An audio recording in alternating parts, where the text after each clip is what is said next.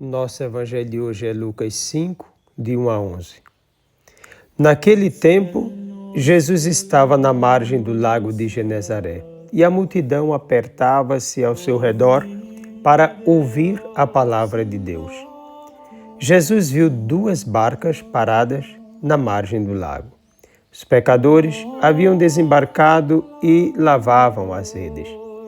Subindo numa das barcas, que era de Simão, pediu que se afastasse um pouco da margem. Depois sentou-se e da barca ensinava as multidões.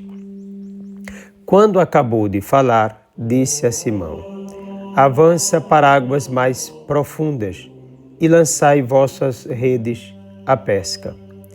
E Simão respondeu: Mestre, nós trabalhamos a noite inteira e nada pescamos. Mas em atenção à tua palavra, vou lançar as redes. Assim fizeram e apanharam tamanha quantidade de peixes que as redes se rompiam. Então fizeram sinal aos companheiros da outra barca para que viessem ajudá-los. Eles vieram e encheram as 2 barcas a ponto de quase afundarem.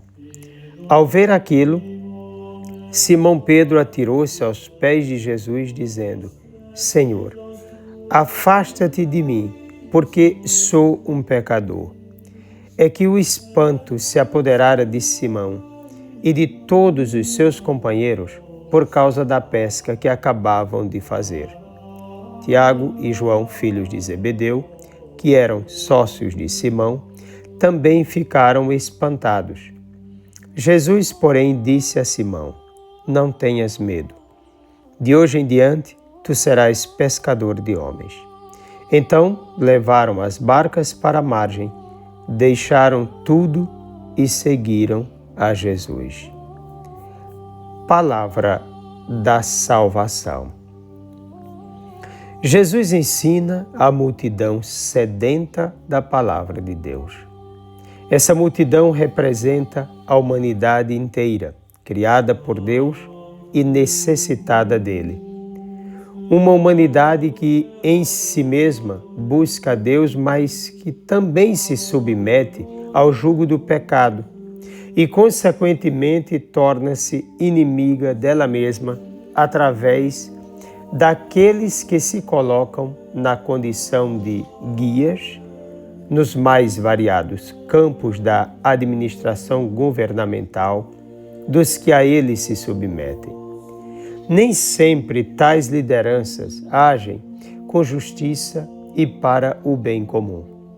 Historicamente se sabe das graves consequências das ações de lideranças desumanas na vida das pessoas mais simples, da miséria causada a muitos, dos atrasos sociais e do contexto socioeconômico psicológico doente em que o homem sempre se encontrou e que se agrava muito mais nos tempos atuais.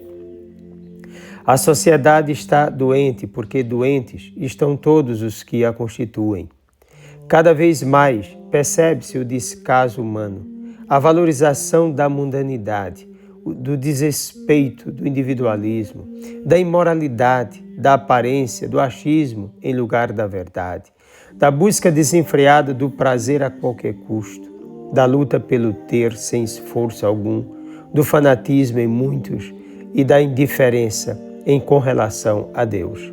De fato, essa realidade necessita urgentemente da palavra de Deus, da luz necessária para barrar o já descontrolado processo de desumanização do ser humano.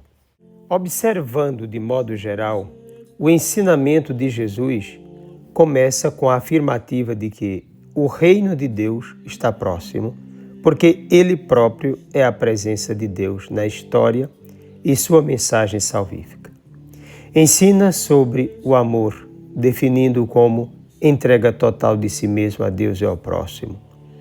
Sobre a necessidade de colocar o reino de Deus em primeiro lugar e relativizar o resto. Sobre a prática da misericórdia e do perdão. Sobre a possibilidade de superação de uma visão voltada para si mesmo, tornando-se capaz de amar o próprio inimigo. Sobre a verdade de sua pessoa e sua missão, sobre a beleza de se ser um ser humano segundo Deus e para Deus. Enfim, Jesus ensina sobre a fé, a esperança e o amor, revelando-se como único caminho, verdade e vida. Em outras palavras, não existe nenhuma outra estrada que possa conduzir a humanidade à comunhão com Deus, além do Filho de Deus. Não haverá verdadeira transformação do homem enquanto este não se encontrar com Jesus Cristo. A humanidade necessita conhecer real e urgentemente a lógica do Cordeiro de Deus. Pois bem, estamos diante do ensinamento de Jesus. E aqui, uma curiosidade das barcas. Jesus viu 2 barcas. Talvez as barcas da fé e da razão, dos judeus e da igreja dos gentios, da verdade e do amor. Depois de ensinar, disse a Pedro que era preciso, diante de tudo que escutamos agora, avançar para águas mais profundas. Esse foi o chamado para Pedro e, em seguida, para todos os demais discípulos. É preciso avançar de mar adentro. O que significava o mar? Na concepção daquela época, simbolizava o mal e a morte. Então, a missão dos escolhidos é pesca salvífica, isto é, tirar de um mundo falido, dominado pelo mal, para o reino de Deus. Como se fará isso? Em primeiro lugar, pela iniciativa de Jesus Cristo, seu poder e envio, e depois por meio de sua igreja, simbolizada aqui na barca de Pedro. Essa é a primeira observação. Pois bem, os pescadores são seus apóstolos e discípulos. Os peixes são todos aqueles que estão submersos na realidade de pecado e de morte, simbolizados tanto pelo mar quanto pelas trevas assinaladas pela noite da pesca. Ir a águas mais profundas significa atingir principalmente aqueles que estão em estado terminal de envolvimento no pecado, isto é, aqueles que são considerados perdidos, que não têm mais jeito, que já foram dominados pelo mal. Também quer dizer aqueles que desconhecem totalmente a presença de Deus através de Jesus Cristo. Além disso, faz referência ainda aos que, mesmo tendo tido uma experiência com Cristo, encontram-se numa crise profunda devido a tantos escândalos e problemas no mundo, na própria vida e na família. É ainda um ir às periferias das misérias humanas. Pescar nessas águas profundas quer dizer libertar essas pessoas mediante a palavra de Deus, com ações concretas de amor e esperança, dando a elas a possibilidade de largarem o mal no qual se encontram, a cegueira que as atinge fortemente, as amarras dos vícios, a escuridão da falta de sentido para virem à luz. A diferença dos peixes não são pescados para a morte, mas para a vida de Deus. O texto evidencia que o sucesso da pesca não depende do pescador, mas da graça de Deus. Em obediência à palavra de Deus, os discípulos devem avançar para as águas profundas do mundo, das misérias humanas e das sociedades doentes, a fim de eliminá-las com Cristo, manifestando-se cada um como transparência do Salvador.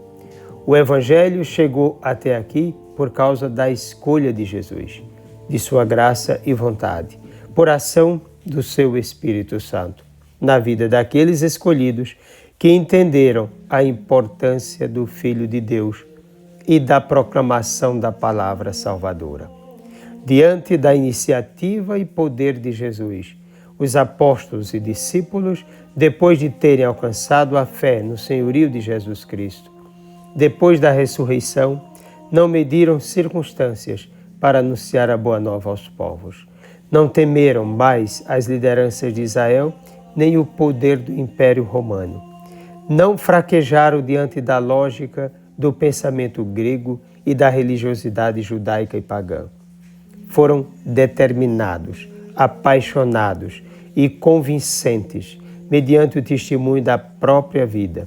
Limitados e fracos, certamente, mas acompanhados do poder de Deus, o Espírito da verdade.